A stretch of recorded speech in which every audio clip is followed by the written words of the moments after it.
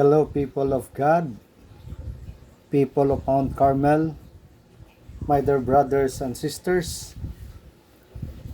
This is your friend, Brother JoArs Alferez.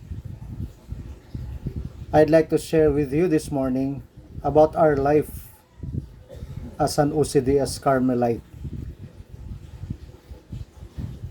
So we all know about the 6 M's, but this is just a review. What are those 6 M's of being a Carmelite? This is an article coming from Father Aloysius Dini, OCD. So I had my research just to remind us once again about our life as Discalced Carmelite Secular. OCDS stands for what? Ordo Carmelatorum Discalcatorum Seculares. So we will proceed. So the identity, if highlighted in the preface of our Constitution, all of us, especially the definitive, we know our Constitution, but this is once again a refresher course or a reminder to all of us. What about our identity? The Great Teresian Carmelite family is present in the world in many forms. The nucleus of this family is the order of the Discalced Carmelite. By the way, Discalced, which means shoeless, walay sapatos ba? While the Calts, they are our brother Carmelites, the original, tawag itong the original. They are now the order of the Carmelites or the O-Carm. Then tayo yung split from Calts to Discalced. So we are the Discalced. So the order of Discalced Carmelites, there are 3 families: the friars, the nuns, and of course, the seculars. It is one of the order with the same charism. Take note of this, 3 in 1. The same charism. Whatever is the charism of the friars as well as the nuns, that's also our charism as Discalced Carmelite Seculars. The order is nourished by the long tradition of Carmel, expressed in the rule of Saint Albert. I think familiar with Saint Albert, and the doctrine of the Carmelite doctors of the church, and the order's other saints. So we'll be discussing that one in the next formation. Part 1 in our identity, values, and commitment. Secular Carmelites, together with the friars and nuns, are sons and daughters of the order of Our Lady of Mount Carmel and Saint Teresa of Jesus, or it is also known as Saint Teresa of the Avila. As a result, they share the same charism with the religious, each according to their particular state of life. The same charism according to their particular state of life. So as secular Carmelite, we have also our particular state of life. Some of us are single, some are married. So that's a particular state of life that we are in. It is one family with the same spiritual possessions, the same call to holiness, and the same apostolic mission. Secular members contribute to the order the benefits proffered to their secular state. I think that's clear. That's our identity. Next. As member of the church, the order of the Discalced Carmelite Seculars are faithful members of the church, called to live in allegiance of Jesus Christ. Take note, we are called to live in allegiance of Jesus Christ through a friendship with one we know loves us in the service of the church. So, we know, ito paulit-ulit tayo, ito if especially pag may retreat tayo, that we know the so-called friendship that somebody loves us in the service of the church, of course under the protection of Our Lady of Mount Carmel. In the biblical tradition of the prophet Elijah and inspired by the teachings of Teresa of Jesus and Saint John of the Cross. So, Saint John of the Cross as well as Mother Teresa was our were our founders. They seek to deepen their Christian commitment received in baptism. That's why we are here. That's why we are an order. Remember, we are an order. We are not just a simple organization in the church, but we are a congregation. We are an order, a Carmelite family members. Now, your identity of these constitutions approved by the Holy See is confirmed. So we have our own constitutions. You are not adjunct members of the order. What about adjunct members? Parang part-time? No, we are not. You are not an auxiliary members. Auxiliary, ibig sabihin, auxilium, parang katulong.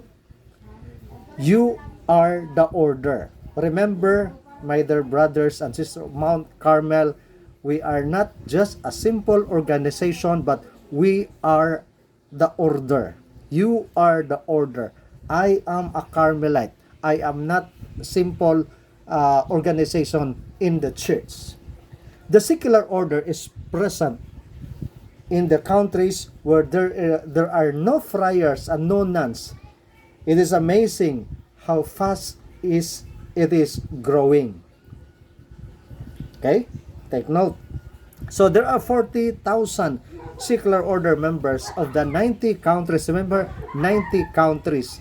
And it has now developed into a presence within the order. So therefore, my dear brothers and sisters, we are proud despite of the fact that there are also countries na we don't say any friars or nuns, a Carmelite or Discalced Carmelite, but there are Carmelite seculars there who are present on those countries. Imagine 40,000 secular members. I think more than the nuns as well as the friars. So I think we are proud of that. 90 countries. That's according to the research of Father Aloysius. One of the things I most frequently asked, according to him, for is a formation program. But I believe the request is actually, what do we do in the first year, second year, third year, fourth year, and the fifth year? Rather than a formation program, they want to know what it is, for information they are supposed to give. I had one developed, but was a little hesitant to give it out because we are not clear about the formation program should be. Then, one of the glaring empty spots in most formation programs that I have seen, this is according to Father Aloysius, is that there is very little emphasis given to the formation to the very thing that makes you members of the secular order. What about the promise? It is this that makes you members of the secular order. So we have the promise, a temporary as well as the perpetual, the definitive promise.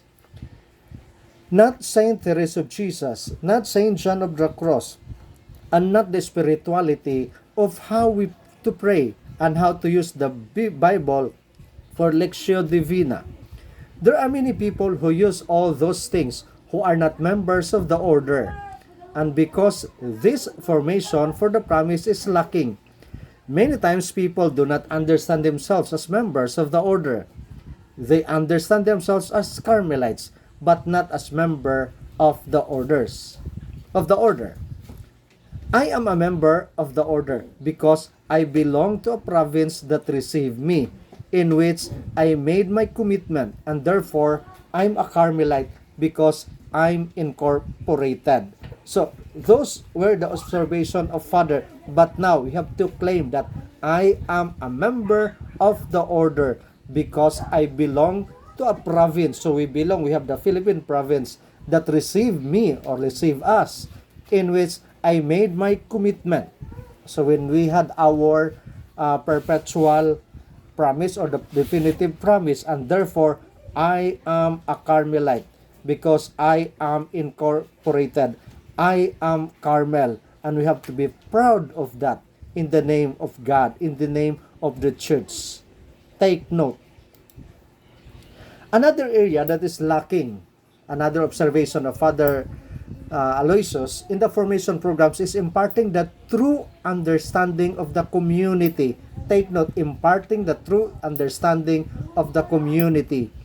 You are members of the order because you belong to a community.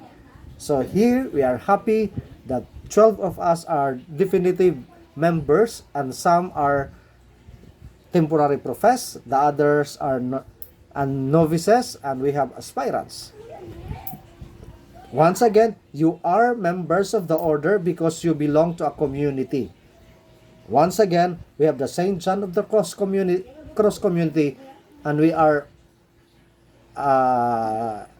canonically approved by our bishop because you identify with other people who share your identity, and it is that sharing confirm each other. To illustrate this point, I want to respond to a question that I am very frequently asked. I want to respond, give an explanation, and make suggestion.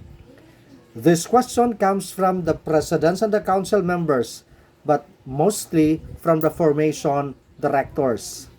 So, according to Father, what do we do about people who came to the secular order but belong to many other organizations? So, take note ha. Ito yung ano natin. Like me, I'm members of the other organization. So, may ano dito. Sometimes there are dilemmas. Okay, so once again, the question, Father, what do we do about people who come to the secular order but belong to many other organizations? They go to charismatic meetings, they go to cynical meetings, also belong to Midjacori prayer groups, belong to Our Lady. Our Lady speaks to beloved priests, and they belong to all other things. The Knights of Columbus, the Kaabag, the CWL, as well as the other religious organizations in the church. How do we explain to them that it is different than belonging to all those different things? So now, tuloy, sabi ni Father, I try to be practical in answering that question. What are the obligations this Constitution envision in the life of the secular order members? I see 6 obligations that are part of the rhythm of the secular Carmelite's life. And these 6 obligations consume time and energy. Pero linawin ko lang, hindi naman sinasabi, you are a charismatic, you are the Kaabag, you are a CWL, you are a member of Mary Mediatrix, and the rest of the group. Wala namang sinabi dito si Father na iwanan ninyo yon. Wala namang sinasabi.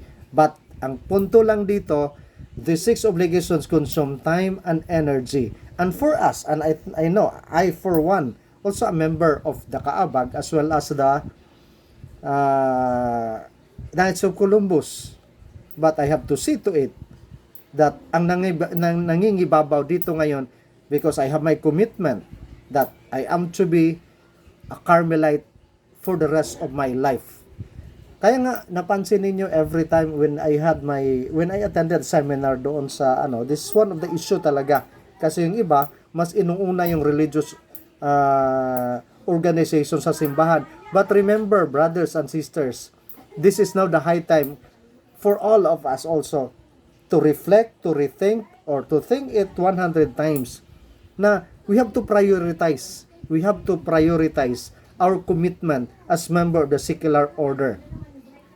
You know, in my case, and I siguro medyo natamaan ako dito, pero ang pinakapunto ko dito, every time I give service to the church, like sharing, like giving the liturgy without the priest, like giving seminars to the other religious organization groups, I am very proud to tell to the group or kung sino yung binibigyan that I am a Carmelite. Dala-dala ko yung Carmelite. Para bang ito na yung my identity as Carmelite. So I'm sharing with you my identity, my spirituality as Carmelite to that organization. Pero sana wag, sabi ko nga, this is a high time to all of us, especially ako at saka the rest of my brothers and sisters na active sa ibang organization.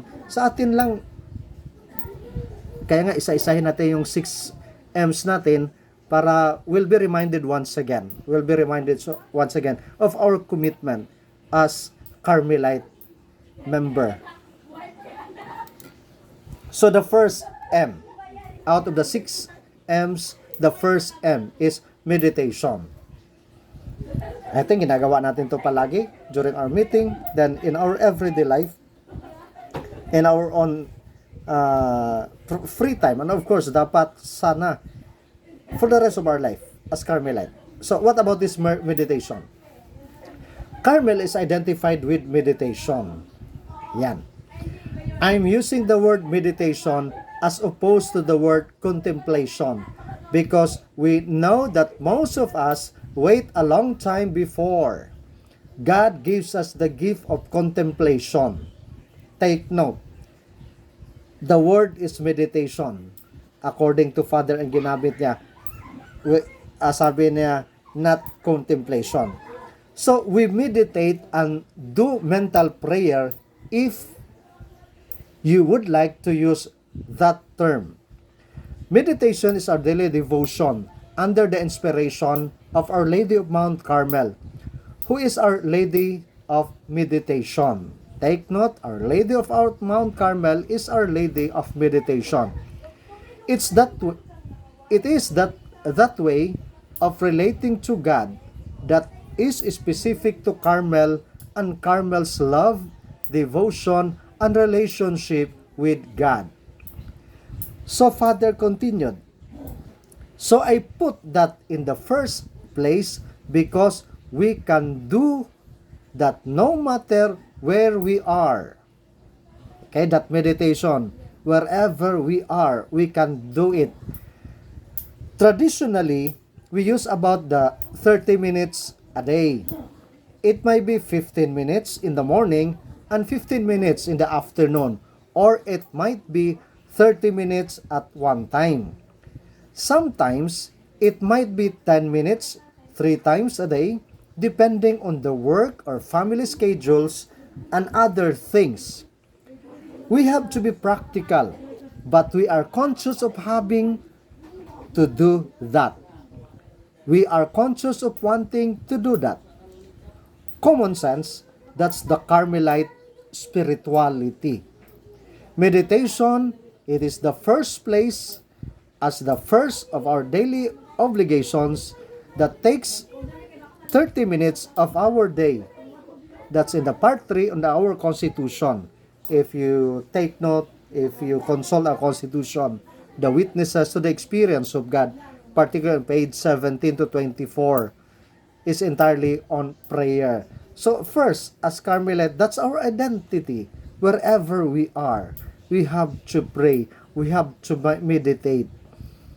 Kaya nga, lahat tayo mga workers man, ako personally, there are times medyo makokonsensya ako because I committed myself till death as Carmelite. But may mga time talaga na hindi ako faithful but I'm trying. Kaya nga every time sa office, kung medyo wala ng trabaho, tahimik lang ako. Tahimik lang. Okay? Then there are some, my office mate, medyo, bakit nangyari, brother? Bakit tumahimik? And in my own way, they do not know that I am meditating. So it's up to us to be practical. So please, my dear brothers and sisters, do not forget to meditate. Do not forget to meditate. Or, ginawa ko rin every pag morning, magising ako ng umaga, bago kikilos, I have to pray, I have to meditate. Tahimik lang, walang ginagawa. Just, meditate. Doing nothing in the presence of God. Listening, that's part of it. Kaya mental prayer, kaya papasok din yan. So that's a challenge to all of us. We are not perfect, but of course you have to be aware this is one of our obligation as Carmelite. Second, the morning prayer, that includes also evening, if you can, also the night prayer. If you can, that's also night. So, morning prayer, that's also very important. Sa akin, after meditation, pagdating ko sa office, 7:45, so I have to do the morning prayer. Kaya nga, depende yan sa atin. Okay? Kaya nga, mas madali, para hindi ka masyado magdala-dala yung breviary mo, nandyan na pwede mong i-download sa ating cellphone. So, night prayer, as the Constitution mentioned, is optional. All of this, kaya nga optional man, kaya nga sa amin, sa pamilya ko, dapat hindi namin makalimutan, instead of the night prayer, kaya hindi ko man pwede man ako mag-isa, pero usually ginagawa namin sa pamilya is the Holy Rosary, part of our devotion as a family. So, in place of the night prayer, kasi optional lang yan. Then, all of these things are when you do it. If you can't do it, you can't do it. Ayun. Sabi nga, kung may dahilan, maraming dahilan, pero pag marami ding paraan, ano nga yung sinasabi dyan? Kung may, kayo alam ninyo yan. But, there are a lot of ways. Ulitin ko nga, all these things are when you can do it. If you can't do it, you can't do it. Okay? Maraming dahilan, marami ding paraan na pwede mong gawin. And none of these things that I mentioned, according to Father, are under the obligations of sin, except when the church commends us under the obligation of sin. Ganda din yon. Then, the friars, the nuns, we have the 2 hours of mental prayer a day. An hour of the morning and an hour of the evening.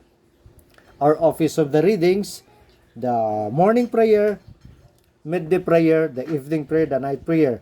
The nuns have 2 more hours of prayer. Why do you have more and you have less? Why? Because you have families and you have jobs and other obligations that God is going to ask you about first. Ang ganda din dito. May balance ya.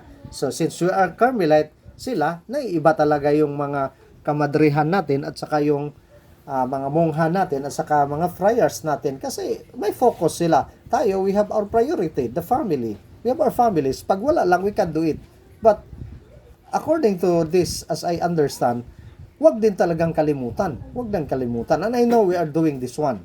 Okay, we are doing as part of our commitment as Carmelite. Then, here are 2 reasons why I think it is important to emphasize the liturgy of the hours as prayer. Take note, the liturgy of the hours as prayer. First, according to Father, when we said morning prayer this morning, the Pope in Rome said same exact morning prayer 9 hours before. The secular order members in Malaysia, example in Malaysia, said them 6 hours before that.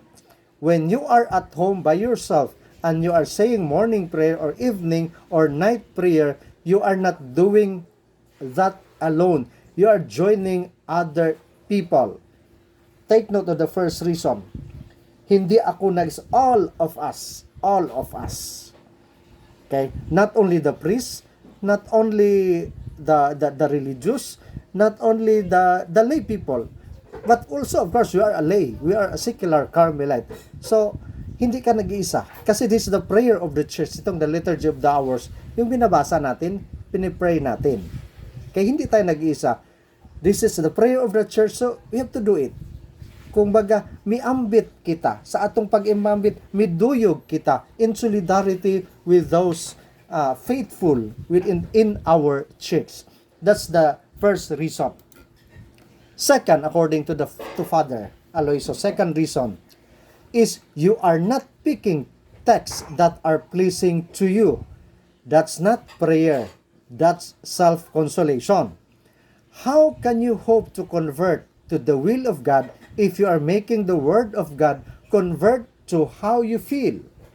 You are taking texts that the church says, offers, gives, and you are adjusting your spirit to it. So, we use the liturgy of the hours to get us out of ourselves with the words of the Holy Spirit, the scriptures, and prayer. So, morning prayer evening prayer and night prayer would probably take 25 minutes all out of our day. Then add that to 30 minutes for mental prayer, we have 55 minutes of our day used up. Kita natin, not only for the convenience, pero this is given, nandyan na. Sabi nga, we have to adjust. It's there, it's written there. Yung binabasa natin sa Psalms, binabasa natin sa ating breviary, it's there. Sa prayer of the church, so tayo nang mag-adjust because the Spirit is there. Ulitin ko, you are taking the text that the church says, offers, gives, and you are adjusting your spirit to it. So tayo mismo, hindi lang yung, magbasa ako ng Biblia for my convenience. Hindi ganon. So that's the second reason according to Father Aloysius. And I think, sana naman, that's clear to all of us. Third M. First M, once again, meditation. Second, morning prayer. That includes evening as well as the night prayer. Optional. Then the third is the Mass. Take note on this, the Mass. Of course, the Mass is the most important thing in the hierarchy of the order. But we have to go someplace to do that.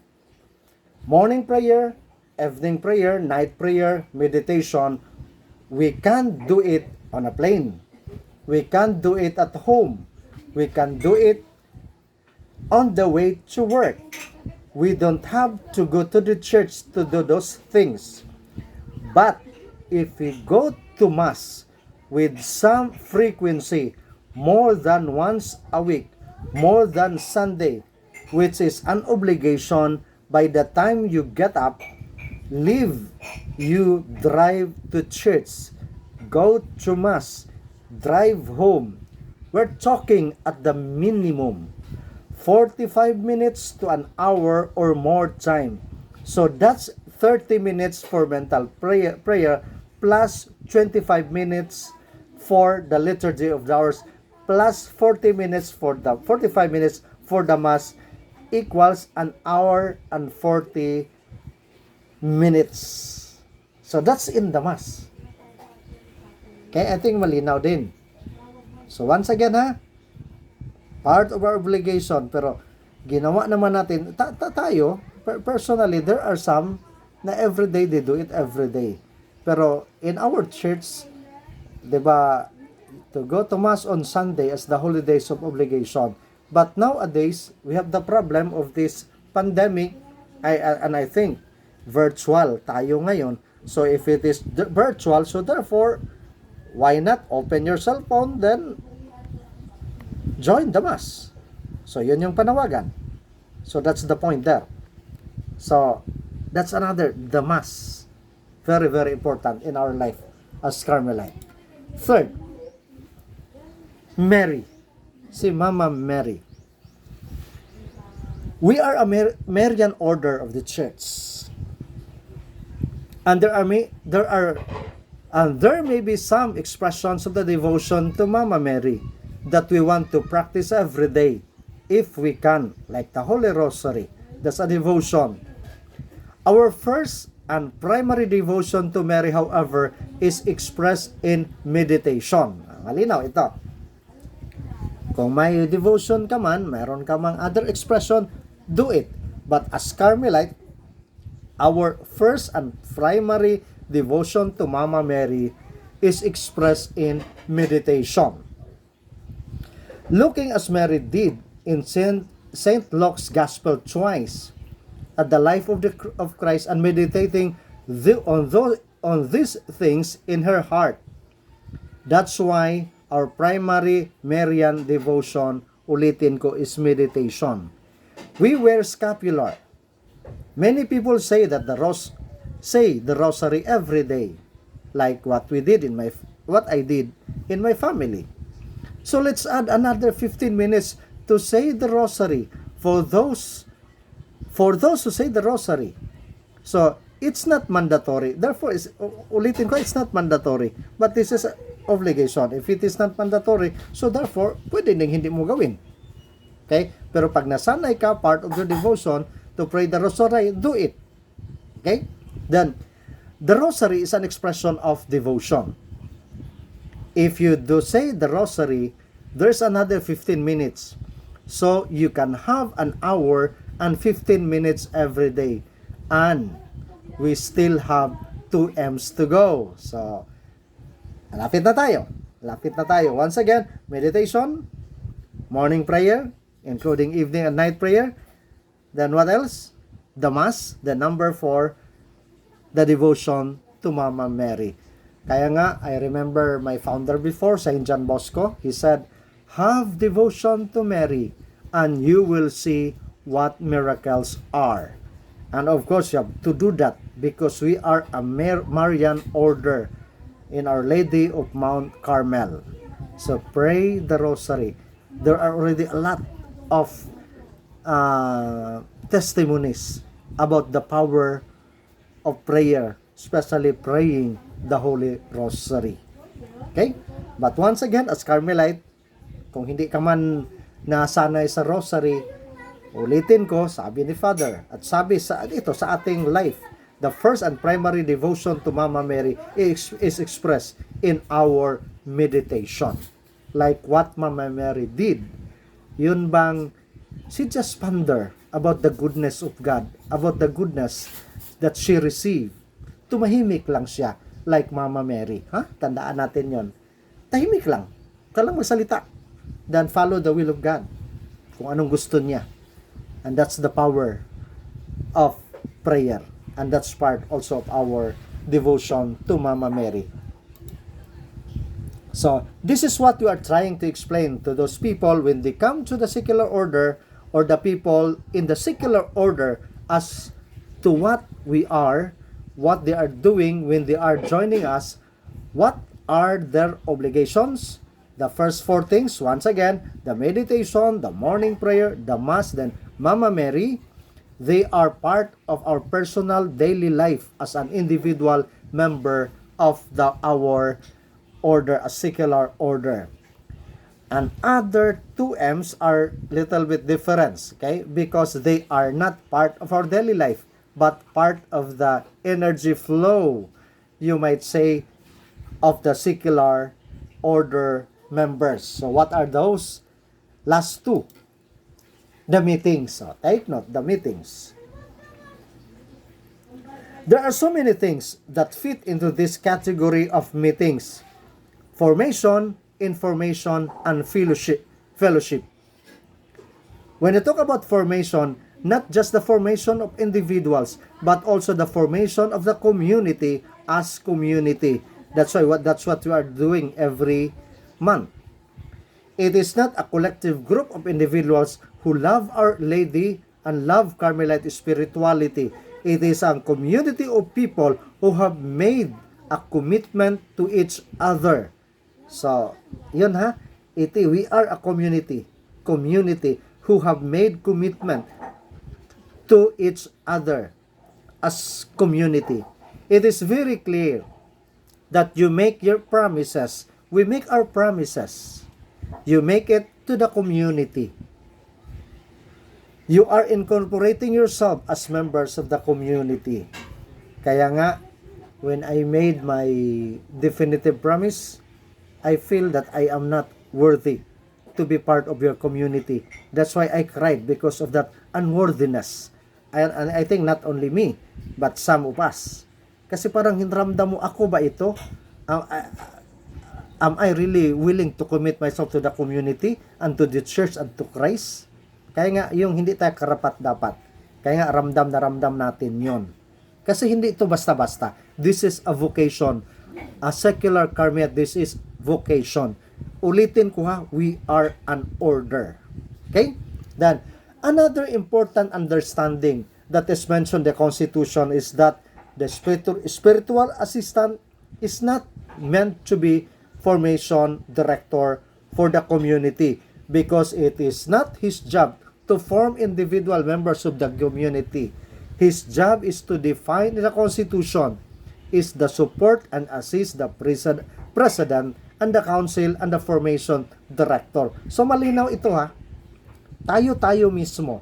That's why you elected me as your president.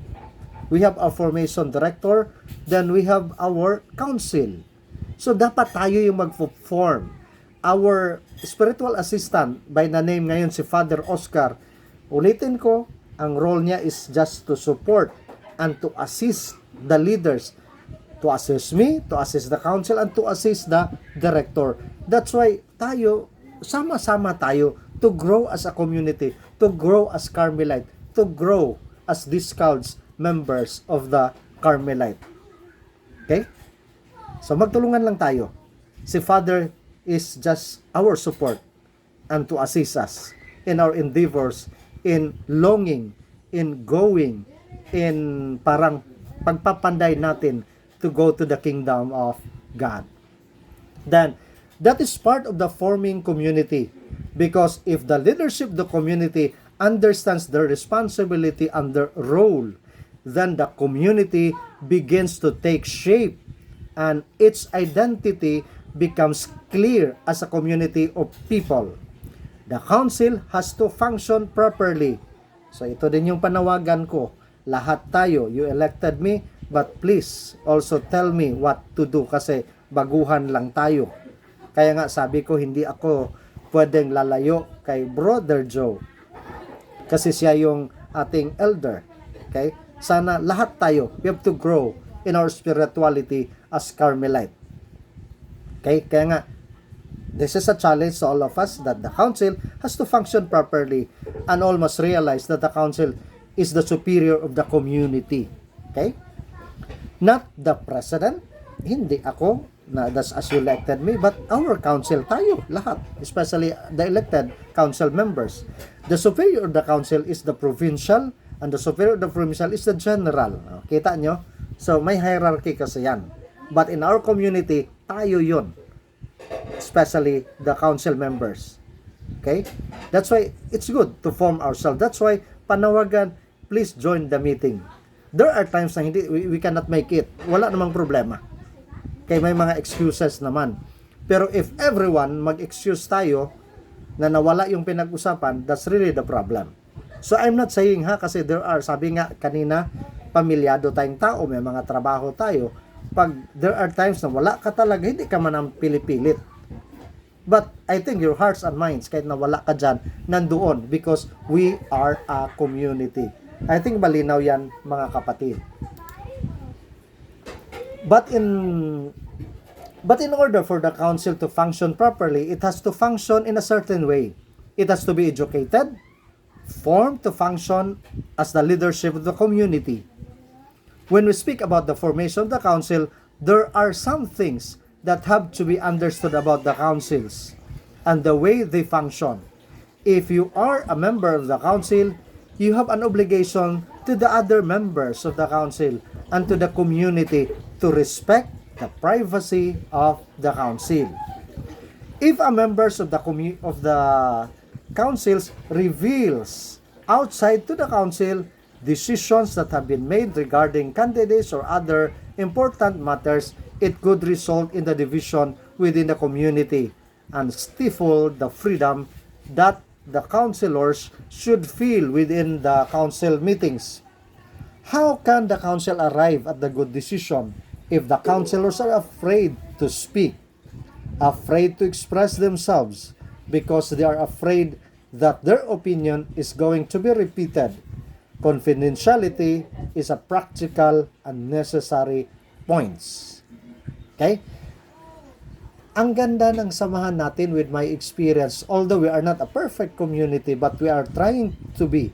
Pero itong mga confidentiality natin, there are times na minsan tinatawa na lang natin, pero with the experience noong nag-retreat tayo and with the election before at saka yung bagong election, kita ninyong the confidentiality at saka yung hindi naman sekreto yung the power of God, the power of the Holy Spirit moving each one of us, guiding each one of us. Yun yung kagandahan ng community.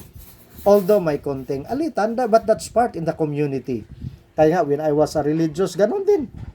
Halos nga magsuntukan o nagsuntukan. When I was a brother, sa lisan, suntukan pa nga sa basketball, sa soccer. But right after that, We are a member. We are a community. Patawad nandoon. Yun yung kagandahan din. Okay? So, that's part. Kung baga, that's spices in the community kung may konti mang mga conflict. Then, there is also necessary for information.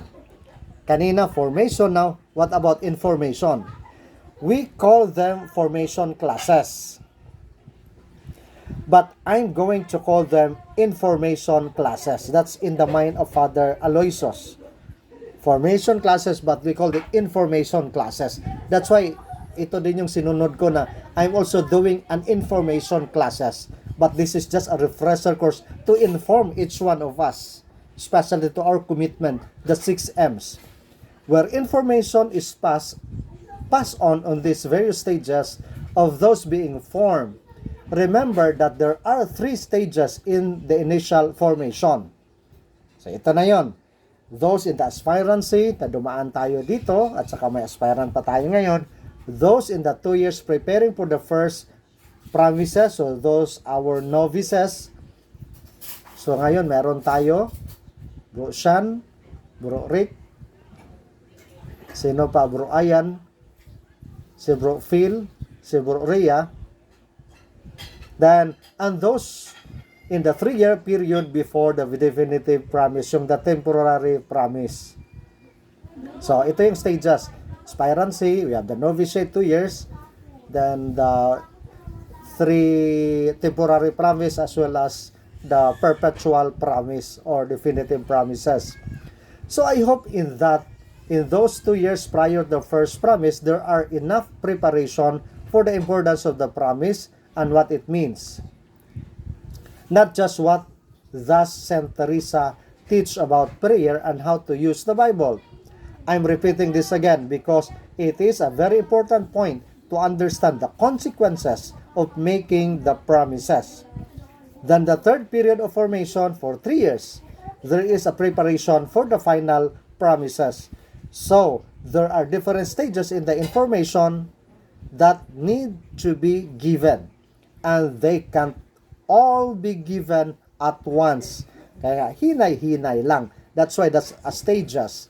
You can put people who are in aspirancy stage together with those in preparing for definitive promises. Ito yung punto ni Father. But what we are doing today, especially now, sa iba parang this is a refreshers para mapalaliman na natin ang ating pagka-Carmelite. Okay?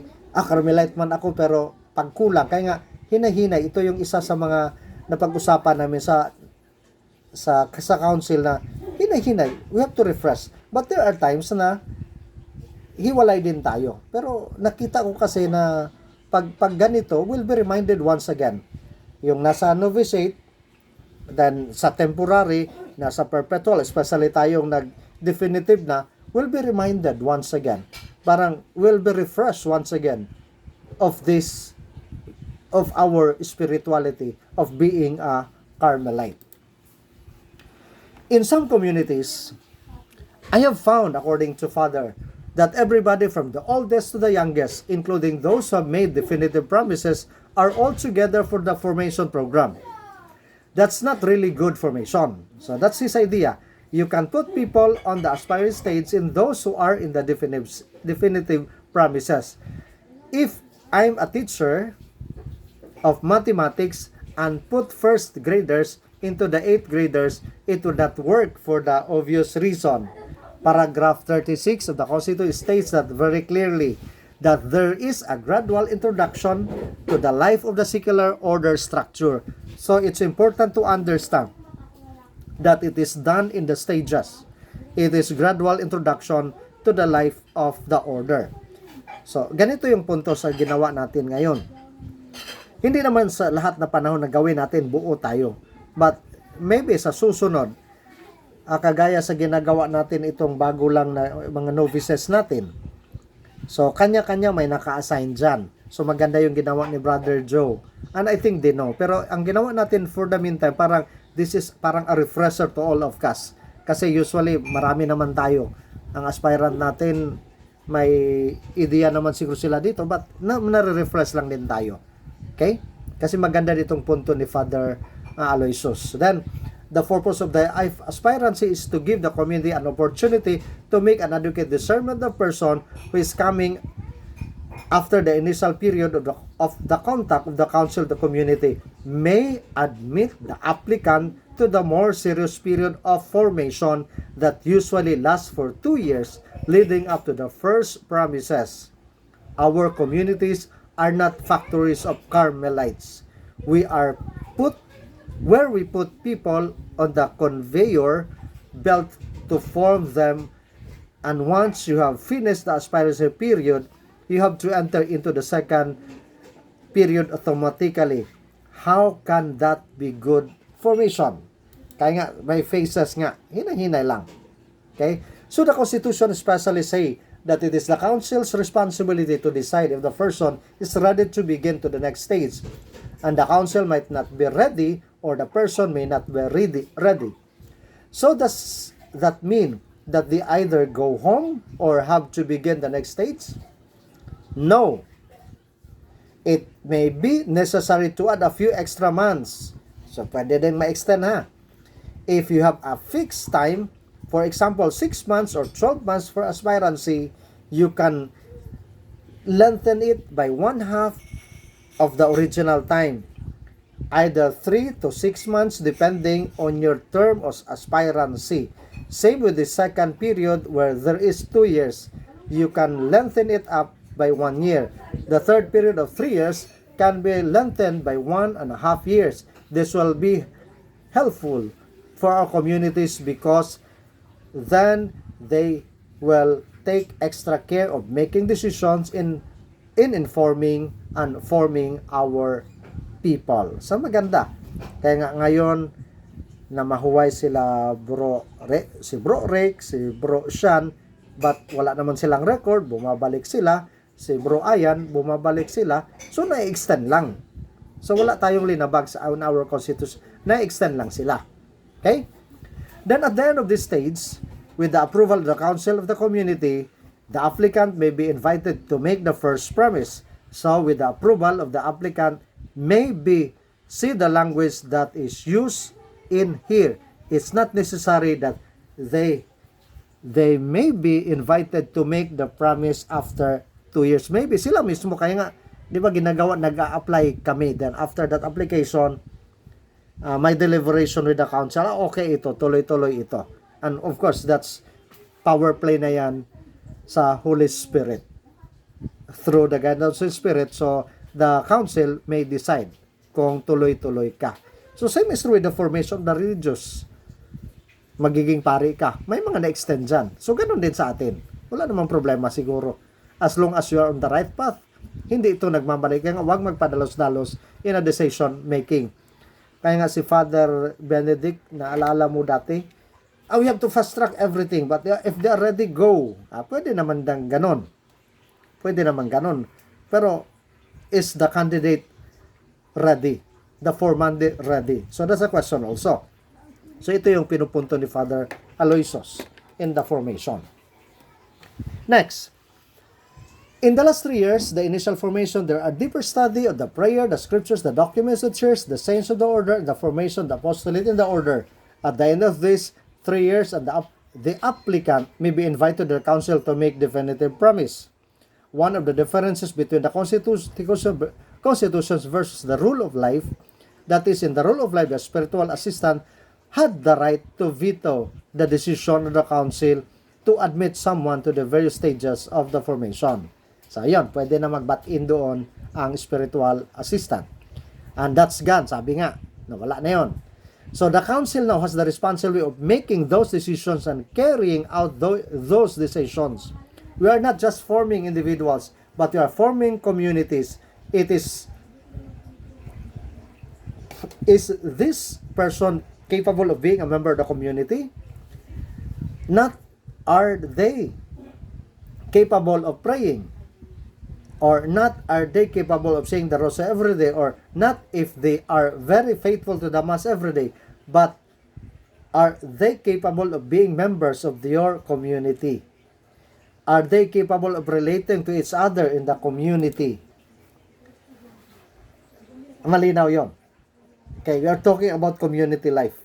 Kaya nga, napansin ninyo, malungkot man na the previous years, may hindi tayong tinanggap na to be a member of the definitive, but hindi natin siya tinalsik. Anong sabi? You can be a member, parang an honorary member. You can still join our community. Kasi nakita natin na hindi talaga siya pwede sa ating community. So, yun din yun. Is it the will of God? Yeah, I think it's the will of God. It's the power of the Holy Spirit. Okay? So, this is again a step forward in understanding the Discalced Carmelite Secular Order members' vocation. You have a community. It is one thing is to know the Carmelite spirituality. And another thing, to be a member of the order. So, malinaw ito ha. Know deeply the Carmelite spirituality and we are a member of the order. Ulitin ko, we are not as ordinary organization of the church. We are at the order. We are a congregation. Okay. They are two different things. Hopefully, members of the order know the spirituality, but these are experts, the spirituality, who are not members of the order, who do not know what it means to be a member of the order. They may know Saint Therese and Saint John of the Cross and may be able to quote them better than most of us, but that does not mean they know what it means to be a Carmelite.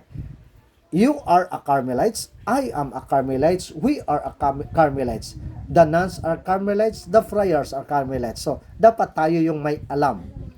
Kaya nga, when I attended one of the retreat, when I was still in the university, our preacher, yung retreat facilitator namin, that priest used the 7 mansions. Then, sa loob-loob ko, wow, I'm happy because I'm a member. Nako-quote niya at ginagamit niya. But he is not a member of the Carmelite. How much more, kung baga, parang sampal sa atin pag hindi natin alam itong Carmelite spirituality. Because Carmelite spirituality is well known all over the world. Well known to the church, our spirituality. Ito yung ginagaya. Okay? Tandaan ninyo yan. Kaya nga sa atin, mas palaliman pa natin. Okay? So being part of the community, being involved in forming that community is what happens at the meetings. Yan. Because you or we, the secular members, have meetings where you meet and talk with other people and you decide things about your Carmelite life together and are responsible for forming yourself as members of the religious family. Your part in that now is very much to take responsibility. According to Fathers Aloysius, sabi niya, in my visit with the communities around the world, I have discovered that there are many communities of the secular order who have no idea of belonging to the order. Nakakatawa din ito. Kaya nga, mas maganda, binalik ko ito para feel natin that I belong to Carmel. I am Carmel. I am a Carmelite. I am a member of this community, especially sa atin, the Saint John of the Cross community in the Archdiocese of Cotabato. It's not because those priests who formed them did not understand something about Carmelite spirituality. They did understand something about Carmelite spirituality, but they did not understand what it meant to be a member of the order. Iyon yung punto. So may example dito, according to Father. In Thailand, there are 2 secular order communities. One is very large and it has about 120 members. I'm the first Discalced Carmelite priest they have seen as secular order members. It has taken me 3 visits before they finally began to understand that I am coming from Rome because they belong to what I belong. They had no contact with the order. So they have a diocesan priest who is a very good, who studies their spirituality and knows a lot about Carmelite spirituality, but even he did not understand the secular order members were members of the order. So noon, I think dito sa din, may mga Father Tony was formed. I think nagbigay siya sa atin ng isang, he was a novice during that time, parang part in their seminary life na about Carmelite spirituality. Kaya nga marami din siyang alam. So kagaya nangyari dito. Kaya yung iba sa visit nga ni Father Aloysius sa Thailand, parang naramdaman na nila na, uy, I am kasi nandito. I'm coming from Rome. Okay? So formation, information, fellowship. These are the three things that happen in the meetings. So malinaw yan na. Formation, information classes, sabi nga. Then, the fellowship. Kaya nga mamaya, kain-kain tayo with the birthday celebrations. That's a fellowship. Without these meetings, your order falls apart. Your communities fall apart. People do not come to meetings, cease to be members, even if they are still on the rolls. Kuha? People who do not come to meetings cease to be members even if they are still on the rolls. Ayan. The last one. Malapit na tayo. The last one. The mission. What about our mission? Diretso na lang natin ito. It's in the Constitution. Carmelite has a mission. Carmel's mission is the way that we know is to know that we know God so that God may be known. Okay. Carmel has a mission.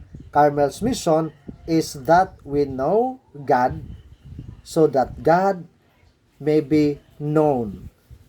Kung sa Filipino maganda ito, kilala na natin ang Diyos at ipalanaganap natin ito ang kabutihang loob at kakaluubang loob doon sa ibang tao, doon sa ating community at doon sa ating kapwa.